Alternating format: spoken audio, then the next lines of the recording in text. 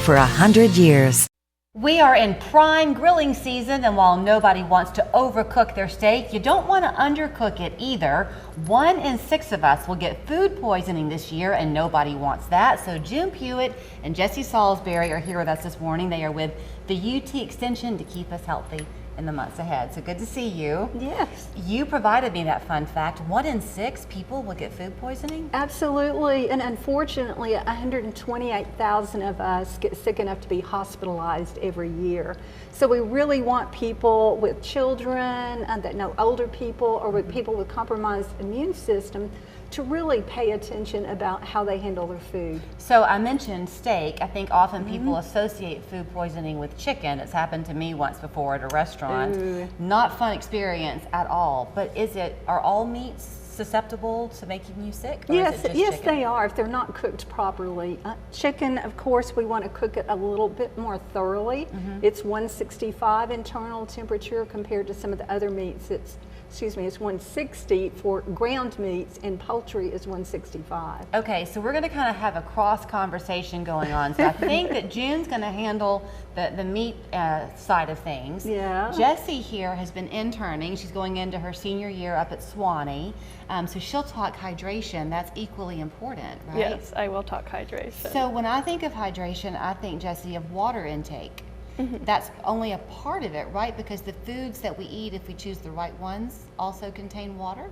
Yes, they do. So actually 20% of our hydration comes from the foods and fruit we eat. Okay, so that goes all the way back, June, to what you've always preached when you come in here, which is kind of the food pyramid and having that healthy plate of food in front of you. Well, it's My Plate now. People can go to myplate.gov to figure out how much they should be eating. Okay, let's go with your little fake grill over here. Oh, yes. Everybody should have a fake grill. So you had done what a lot of us do. You've got a combination of meats and vegetables on the grill. And even fruit. You can grill a lot of things and a lot of healthy foods to go along with the really good proteins too. You also have brought, I guess, some technical equipment and support to make sure that you do get that right temperature check. Yes. That's important. And Julie, these meat thermometers now, they're a lot smarter than I am. They will read the infrared, the outside of the meat, and the inside of the meat. And for smoking, you can get these scary probes even, and this one will test like 4 different types of meat in a smoker at a time. Oh, wow. And the gadget that reads it, the display, you sit outside the grill so you don't have to constantly open your smoker. So that one is for a smoker. This one's for a smoker with all the gadgets, and you can get them for cooking like turkey in your oven at home too inside. Oh, great. So it's an all season long tool, or every season, 4-season tool. Okay, so let's take an example of what you've got on the grill here. Yes. Obviously, that looks like the patty you've just put on. Right. And this looks like a few minutes in. Yes. And now it's shriveled up over here. So I don't want the shriveled up one.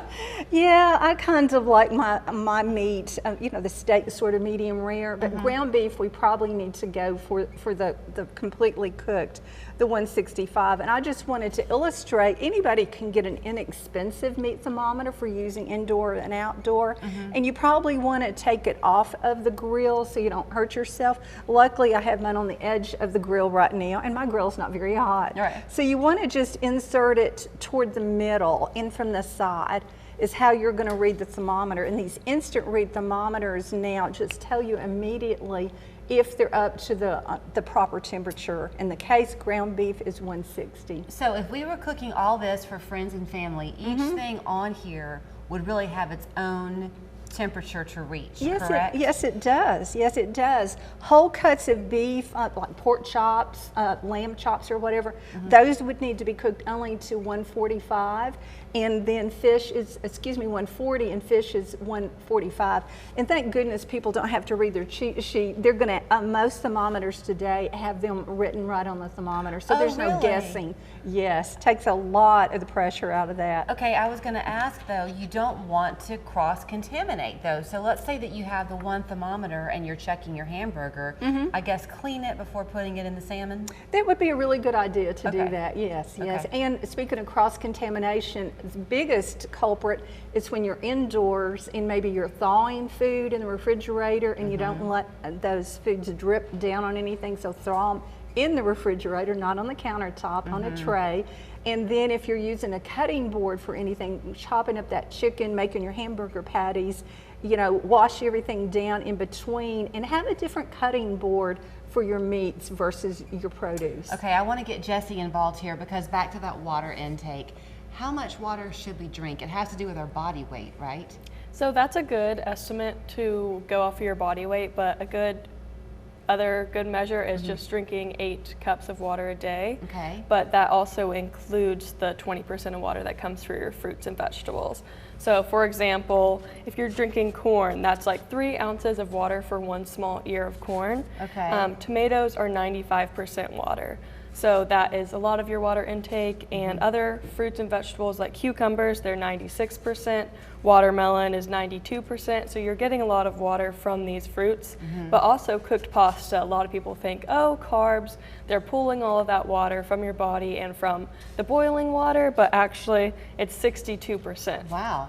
of water that you're getting from that So pasta. it is incredibly hot right now. So even if you are a person inside, you're not going outside and taking those warnings to heart, which is a good thing. I think often a lot of us feel very tired in the heat. So could that tiredness sometimes be a sign of dehydration? Yes, it can. So another sign of dehydration is fatigue as well as loss of energy. So what ways can we implement the energy is by eating our fruits and vegetables and drinking more water. So if you get hungry, have some apple or watermelon for a snack, not so much the crackers. Right. Is ice important? It's actually, so ice can slow down your digestive system. Really? So, but even though it's a small amount, studies have shown that ice can reduce it just a slight amount. Because I have you had this experience when you're really, really thirsty? It's not sufficient for me to have just some water. I've got to have that ice. I don't know, maybe it's a I think mineral that's something you get accustomed to. I think if you don't rely on ice a lot, as I don't, when I travel, I kind of get used to that. So just liquids and flavored water. We sort of have an example there, rather than a soft drink, because your carbonated beverages, caffeinated beverages, they're going to serve as a diuretic, so they're going to make you dehydrate some. You still get some benefit from them, but not as much from water. So if you want to pick June's brain a little bit more, the whole point of the UT Extension is the educational aspect of it. Do y'all have any classes upcoming, or just people should check your website to see? Check our website to see. We incorporate a lot of nutrition into their Tai Chi classes that are so important. We just finished up most of our canning and freezing classes, where we talked about food safety and the importance of eating healthy too. Okay, so you can grab your thermometer. It will do the work for you. As long as you have your reading glasses on, you're good to go. Let this be a safe and healthy summer for you, and don't get food poisoning. Don't be 1 in 6. You can always learn more at the UT Extension. There's your information on your screen. Let's fire up the grill now. I'm hungry.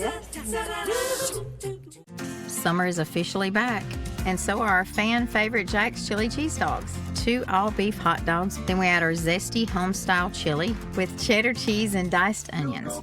2 chili cheese dogs with fries only at Jack's. College football season is just around the corner, and Local 3's Ben Bobick is in Dallas for Media Days. Join us and catch up with your favorite teams,